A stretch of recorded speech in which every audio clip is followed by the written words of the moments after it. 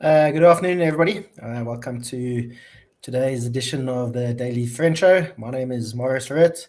I'm standing in for Nicholas Lorimer, who's still gallivanting across the United States. I think he'll be back next week sometime. I think he blew all his life savings on going over there, with the rand being what it is at the moment. But yeah, I'm not alone today. Today I'm joined by Makone Maja. Makone, good afternoon. How's it going today? Hello, Marius. Good to be with you and Michael here today. And obviously Michael Morris from our Cape Town correspondent. Michael, how are things going? I believe it's a bit chilly in Cape Town compared to Gauteng. Yeah, a little chilly and wet, but that's what we should expect. So yeah, it's nonetheless good to be joining you both. So let's get straight into the stories of the day. So there was an interesting story today on Daily Investor. It's about a professor down at the University of Stellenbosch, Professor Francois Vray, I think that's how you say his name. He's in the military science department. And he's warned that South Africa could be at risk of something he calls a flash revolution. He says the South Africa and the government isn't at risk of what you'd consider, your normal kind of revolution. There's no real risk to the state, as in, an organized armed group that'd be looking to overthrow President Ramaphosa. Nobody's going to be riding into union buildings in armored personnel carriers or tanks or anything like that. But what he has warned about is that with the retreat of the state and the collapse in some places, is that the state is kind of getting pushed back, and he's warned that kind of nefarious elements could take over in what he calls the ungoverned spaces in South Africa. And he's saying simply this will be areas where the government is unable to ensure citizens are free from fear and want. And he says private actors will fill the space, but they're not always going to be people that you are trustworthy or that you're necessarily wanting to take over. It could be criminal groups or other kinds of groups that are not particularly trustworthy. And he warns that we could easily see what happened in July 2021 happen again. So I'll start with you, Michael. Do you think what this professor is saying has any validity, or do you think he's being a bit alarmist? It's funny. I mean, when you shared that piece just now, I was reminded of the fact that quite recently, on a number of different occasions, I've heard myself saying, and I think it is true, that South Africa is not a really particularly revolutionary country. We don't seem to be prone to certainly outbursts of expression of frustration and so on, but not that ongoing cataclysmic sort of conduct or phenomenon that changes society.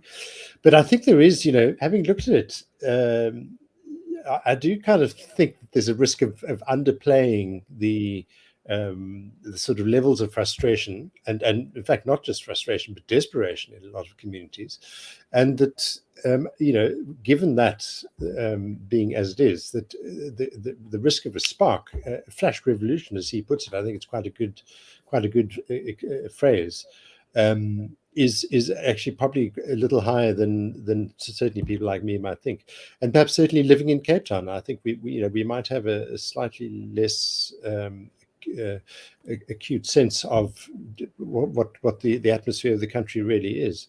I was just thinking also of Peter Bruce's piece yesterday, I think it was, in the Sunday Times, reacting with horror actually to the latest toenaandering between business and the government, and his kind of reaction was, "Oh no, not again! Haven't we learned our lesson from this? This doesn't work." and he highlights Martin Kingston's remark that we're not here to micromanage the government, and Peter Bruce's reaction was, "That's exactly what business has got to do. It's precisely down there." And the point you made in the introduction is that it's where government doesn't reach. It's that nitty gritty stuff, and where that is absent, where the government has kind of effectively withdrawn, that is where I think there is a considerable risk. And one imagines, if a spark sets off in one place, it's a bit like that awful bout of xenophobia in 2008. I don't know if you remember that, how it suddenly spreads. It spreads very quickly, especially with social media. People get excited. There's a kind of excitement about it. It's a grim excitement, but it is nevertheless a kind of atmosphere that infects society very quickly. there's a risk. Yeah, I agree. Makone, so there's often talk in South Africa that there's a risk of a kind of a equivalent of an Arab Spring, what we saw in North Africa and other parts of the Middle East. I think it was about 2011, 2012. A lot of governments fell at that time. We saw Egypt had a change of government. Muammar Gaddafi got overthrown. Libya, Tunisia reformed. And there was really big political and economic change in the Middle East and North Africa. And the Syrian war is probably also as a result of the Arab Spring, or at least that was partly a cause of it. So do you think there is a real risk of South Africa having this kind of thing? I've always been a bit skeptical of it because for all South Africa's faults, we're still a democracy. Elections pretty much reflect the will of what South Africans want. And you can still say whatever you like. On this show, we can insult President Ramaphosa. Nobody has to worry about going to jail or anything. So do you think there's a real risk of an Arab Spring or something like that? Or do you think we could see something like that, but with like a bit of a, more of a South African flavor, a bit more of a, I don't know, fireplace flavor to something like that, yeah? Thanks, Marius. I find comparisons always to Arab Spring and to the July riots have one thing in common, is that both these stories always have these polar opposite versions to them, right? So if we take the July riots, for example, you look at sentiments from the president, and he says that this was an insurrection, which is a coordinated deliberate attempt to overpower the state. And then you look at other political analysts who would attribute this to just some sort of spontaneous sparks here and there of insatisfaction with various parts of government, whether it's a failure by law enforcement to actually enforce law, or failures of municipal services to deliver the services that they owe their residents. So I always find that it's really hard to pin down where South Africa is placed in both these counter opposite narratives. As far as sparks of revolution, I tend to lean more towards your analysis that I don't see, and maybe like Michael says, I fall in danger of also downplaying South Africa's amenability to a revolution, but I just don't see particularly anything different about protests nature or behavior in South Africa. I read in the article he talks about growing unrest in rural areas and townships. I think that's just a matter of reporting and coverage, and maybe not entirely, but I think it's largely attributable to whether the media actually pays attention to protests in the townships and rural areas. And I suspect that there's a bigger focus now because of load shedding. There's an expectation that people should do something. People should protest largely issues of service delivery, not just with load shedding, but we've also seen crumbling infrastructure and water related supply. So I think much of this is attributable to that, how much the media gives attention to protests in townships and in rural areas, which are not particularly different or unique in such a way that one could even infer Arab Spring-like riots or even July unrest. And then in addition, an interesting piece of data I've seen about this comes from SAPS. They compile a report called Causative Factors of Public Violence. So these are incidents that will likely spark or cause public violence. And in the biggest categories, you see things like municipal services, you see labor and employment. I guess that's a lot to do with trade unions and how they organize and are able to actually mobilize people to protests, and employment issues. Again, if you look at the history of South African, the protesting in South Africa is always around those three areas, right? Municipal services, labor, unemployment, as well as crime-related issues. So nothing really stands out to me so far. And again, I admittedly say could be downplaying, as Michael says, but nothing so far to me stands out as being likening or worthy of being likened to the Arab Spring. There's just one thing, one point I'd just like to follow up on there that you made, talking about how there isn't really coverage of what happens in rural areas and townships and so on. And I think that's actually quite an important point, and maybe not townships so much, but I think things that happen outside of Johannesburg and Cape Town, and to a less extent Durban, it doesn't really actually feature on anybody's radar. especially since the demise of organizations such as the South African Press Association. I'm sure Mike will be able to tell us a bit about that now. I would be very surprised if any other major newspapers or media organizations in South Africa have an office, say, in Uppington or in, I don't know, Clarence in the Free State or whatever the case is. Like if it happens, if it's not happening in Joburg, Durban, or Cape Town, it seems to be like it doesn't actually happen. And I mean, do you think what I'm saying has some truth, Michael? I mean, you've obviously somebody who's been in the media industry for many years, so I'm sure you'll have some insights for us on this. But it does seem that if it doesn't happen in those two places, it doesn't really happen. I think that's absolutely right, and equally, as Makone points out, that as the kind of news focus shifts onto certain topics, there then is a kind of more intensified focus on those things. So there is almost an expectation. We're now looking out for people expressing their anger about this thing that is afflicting the whole country so badly, load shedding. Let's keep a lookout for the slightest sign of a reaction, and we'll cover it.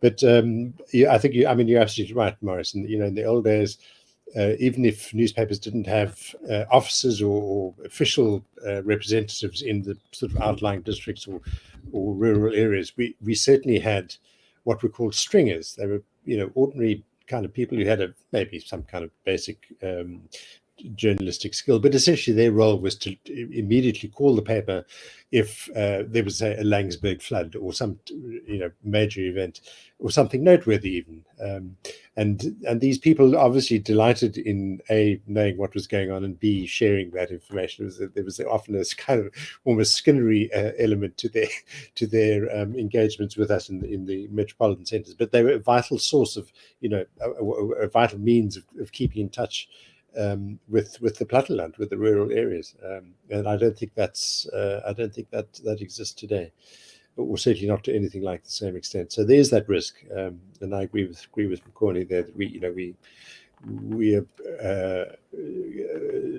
are perhaps being slightly misled by the nature of the coverage. The other thing, of course, that the professor raises or highlights is the role of criminal elements, and I think that might well be bigger today than even in 2021, certainly in 2011, say 10 years ago, just because there's so much more unemployment, there's so much more desperation and so on. So the criminal networks are probably that much more sophisticated and peopled by many more people. But still, I think South Africans have this very acute sense of where their interests really lie. And we saw that, I think, in July 2021. Even if some of them might have been participating in an opportunity to get, something out of the looting, it quickly dawned on most people that this is actually going against our interests. We want to have shops that we can go to tomorrow to get fresh milk and fill up with petrol and so on. And you then had things like the taxi associations emerging and performing a kind of law and order function. Which is a risk in its own way, but nevertheless it does reflect the nature of our society, which is not perhaps typical of what we think of when we say Arab Spring. Well, I've always said if South Africa did have to get invaded by Zimbabwe or by aliens, whatever the case is, given the state of the SANDF, I think the people on the front line would be taxi drivers with their 9 mils and farmers with their shotguns and their .22s or whatever the case is. That'd probably be our first line of defense. But moving on to another topic, which I think is actually related to what we're talking about, is that this is something I've actually only heard of today, and it's quite interesting. It's something called a Shisa Nyama Index, and it's something that's tracked by Bloomberg, which is a kind of a financial reporting company, a financial news company. And what they do is they look at data from 30 butcheries around the country that serve what they call the low-income markets. And these are butcheries in Joburg, Durban, Cape Town, Pietermaritzburg. It also includes some small places like Springbok in the Northern Cape, Matuba, which I think is in KwaZulu-Natal, and looks at various, basically what you would be having if you're going to have a bra at your house. So it's obviously meat and mealies and cooking oil and all that kind of thing. And so what they found, this Shisa Nyama Index has found that prices overall are actually declining. They're still rising. Oh, sorry, they're not declining. The slowdown has decreased. So in May, on a year-on-year basis, they prices grew by 12%. But compared to February on a year-on-year basis, this basket of goods, the increases was 19%. So that's pretty big, but at least, I mean, we see that prices are rising a bit more slowly, and this is apparently the third consecutive month where prices have risen more slowly than the previous month. And this also gels pretty much with what Stats SA has been saying. So in April, Stats SA said overall consumer prices went up by 6.8%, but food prices went up by 14.3%. But this is also, this actually declined on previous months. So Makone, do you think this is kind of a green shoot for South Africa, or do you think we shouldn't get too excited when prices are only going up by 12% on an annual basis? Or do you think this is something we should, maybe this is kind of the economic shock that South Africa and the world got because of COVID maybe is kind of receding? Because a lot of this inflation is because of that, and obviously because of the money that was pumped into various economies because of the COVID shock. So what do you think about it? Is something that we can, pat ourselves on the back, or should we not get too excited yet? First, I'll say I was also hearing about that Shisa Nyama Index for the very first time and found it very interesting as well. But I think we are getting excited too early because you saw load shedding stage 6 intensify in May.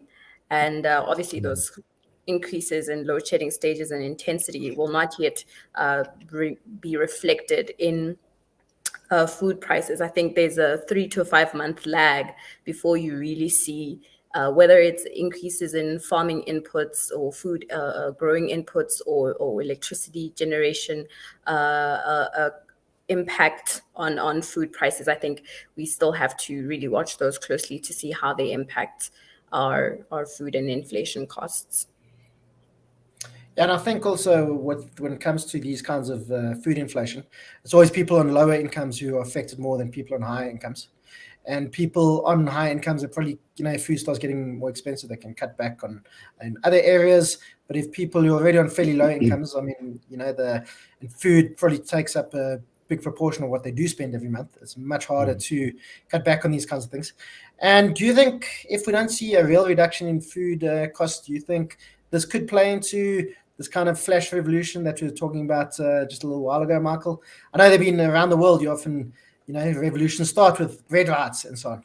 And like we were saying, the Arab Spring was actually started by a guy who was struggling to, I think he was a fruit seller. And I think he was just so despondent, he set himself on fire because he just wasn't making enough money. And that was the spark that started the Arab Spring.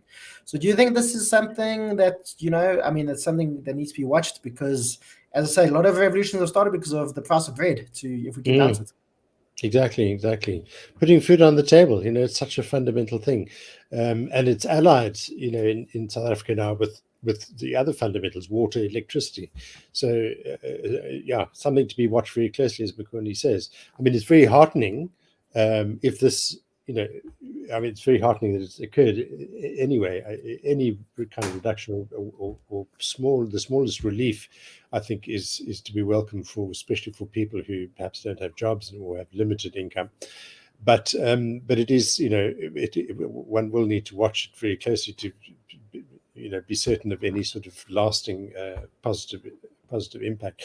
The thing that I missed in it, partly because I know so little about the economy, is any sort of venturing of an interpretation as to why is this so? Why it doesn't seem right to us, does it, that any prices will be going down, or that the rate of increase should be slowing, because we're going into winter. There has been more load shedding. There haven't been any other kind of major reforms to provide relief. So it is a bit of a puzzle almost, isn't it? Or perhaps that's just me. I mean, I don't know enough about the economy to understand why this should be so. Yeah, I think it's just one of these things. It's such a complex system that's it's got so many inputs, and it's just difficult to point to one issue where these kind of things happen. So Makone, I'll just quickly put you on the spot. If you're a betting person, would you say inflation is going to be lower or higher by December this year for ordinary South Africans?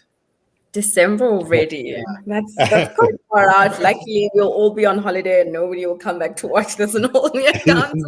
As far as December, I will hedge my bets on load shedding or betting, and I'll say if load shedding or bets, then definitely low inflation.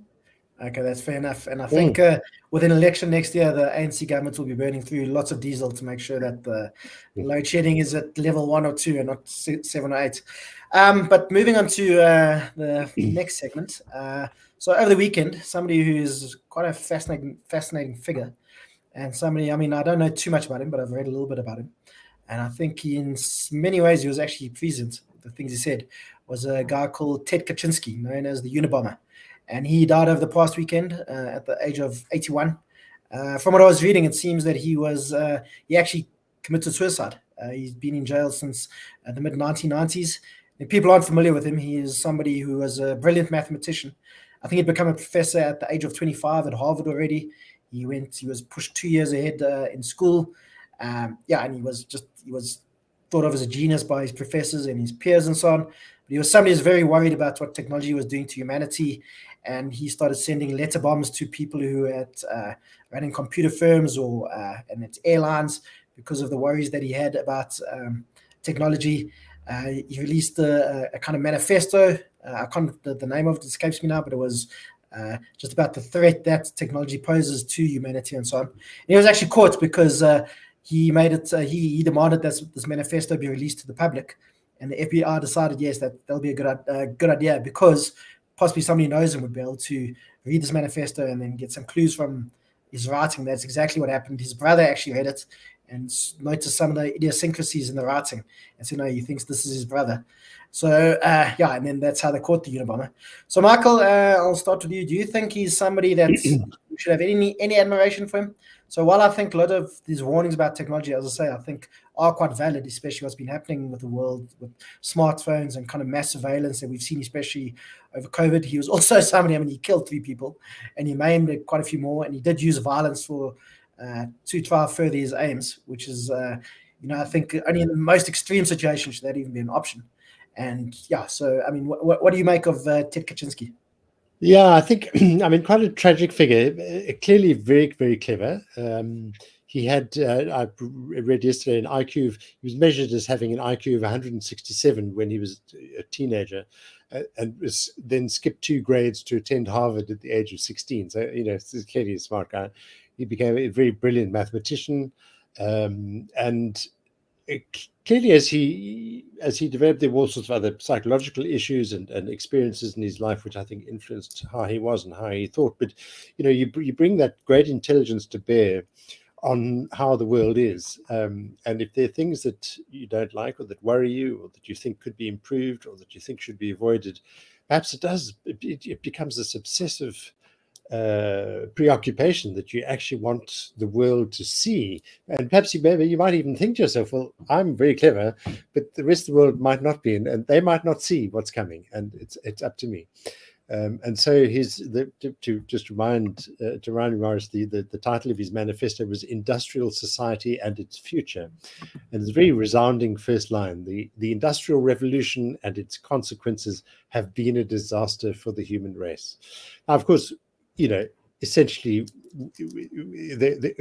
there have been awful consequences of it, from everything from smog to exploitation to poverty to all kinds of things that have come in the wake of big industries and smoking factories and all the rest of it. But what we also know about the post-industrial age and the Enlightenment generally is that it's brought enormous relief to millions of people from every kind of want. It's improvements in health and education, the rights of women and the advancement of women. That's always apparently a key measure in societies. Societies that succeed and really are look to a bright future, societies which have regard for their women and give them rights and equality and so on. There's all of that. The freedom from dreadful wars. That's reduced dramatically in the past 200 years. And diseases and appalling punishments and all kinds of abuses. They were all, on every measure, society has kind of improved. But it doesn't mean, of course, that we live in a perfectible state or that perfectibility is possible. So for most of us who struggle along with much lower IQs, we kind of balance these things out and can maybe think a little bit more modestly about our own views of what the world should do. And in his case, you have a tragic delusion. This idea that this 35,000 word manifesto, which is what it was, and containing all sorts of very useful and interesting perspectives, nevertheless expresses, the view of a man who thought that it was legitimate to kill or maim other people to spread his ideas, and that always strikes one as a terrible injustice. So yeah, interesting guy. There've been some great movies about him, very good documentaries. I highly recommend. He kind of seemed to have been acting entirely on his own. Some interesting points actually in his manifesto. He's quite critical of the left in interesting ways. But yeah, a fascinating character, and there it is. Life is over.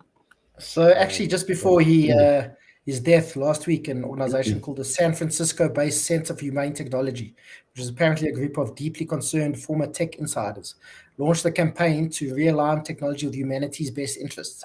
Technology, it announced, is hijacking our minds and eroding the pillars of our society: mental health, democracy, social relationships, and our children. So, Makone, do you think that's a bit alarmist, do you think? Or do you think Ted Kaczynski, maybe, in all things you're saying, you think there was a kernel of truth? Do you think he had a valid point? And do you think, should we as human beings should we think about, what technology is doing to us, and maybe worry about what progress is doing to humanity overall? Or you think just one of those things, we got to let it play out and, try to ride the tiger and hopefully it doesn't eat us at some point? Yeah, I did not know the gentleman Ted Kaczynski very well, but have since read a little bit about him, and I can agree with Michael about the trade-offs that we've made: industrial revolution for the amelioration of human suffering and promotion of human rights. But to your question, Marius, about what technology is doing to us today, I actually saw, in addition to that institute from San Francisco, is that there's two gentlemen whose names now I can't remember, but they are dubbed the godfathers of AI, who themselves have come out to really condemn the speed at which a development of artificial intelligence has been progressing at today, and calling even for the halting of further development into this generative intelligence, artificial intelligence. And I've actually also read about some of the cognitive functions we've lost as a result of technology, and I'll speak to one, is navigation, that historically people had to actually remember how to get around, and now you just whip out your phone and Google Maps or Waze will have you there in no time, and that we're losing that part of our memory. And I can imagine there's a lot more that we've lost with growing reliance and heavy dependence on technology. I'm also not encouraged when I see that people are marrying robots and all sorts of sex dolls. So I do think that, of course, there's a lot of truth to what he said, but I don't think, like Michael pointed out, that it needed to come at the expense of lives and maiming people, and also killing others in spreading his message. Yeah, I mean, I think there's obviously technology has obviously changed things for the better, mostly speaking, I'm sure. I mean, all of us here and listening have got friends and relatives overseas that you can talk with every day and see their face if you like, but that's obviously not something that was possible even 50 or 60 years ago. And, just the kind of advances humanity has made, most of us sitting here live actually better than English kings lived in the 12 or 13 or 1400s. So there's always been lots of developments, but I think there have been some trade-offs, and I think that's probably something that humanity is going to have to deal with over the next into the 21st century. It's probably one of the biggest threats facing, or biggest issues facing us, I think. So, but yeah, we've got 1 minute left. You have 30 seconds. Do you want to wrap up? Any thoughts on Ted Kaczynski, Michael, or do you think you said what you like about him? Well, I think just touching on your final thing, human innovation is really the thing that enables our enables our adapting to conditions as they change. I think humans come to a point where they confront the effects of consumerism, commodification, exploitation, all these things which we associate with the late 20th century world. We're now moving into a new phase where those kinds of words are being replaced by other things, and we are capable of adapting and innovating. And I think maybe just one final thing is that, broadly speaking, the West could be said to be the great vehicle of the industrialism and technology, and it's in the West that also produces the environment where these things can be contested and argued about. So, yeah, it's just an interesting aspect of the Kaczynski story. Yeah, well, I think that's all the time we have for today. Thank you for joining us, all the listeners and viewers, and thank you, Makone and Michael, for your time. And I think Terence Corrigan is hosting the show tomorrow. But yeah, thanks to everybody for listening, and we will see you tomorrow.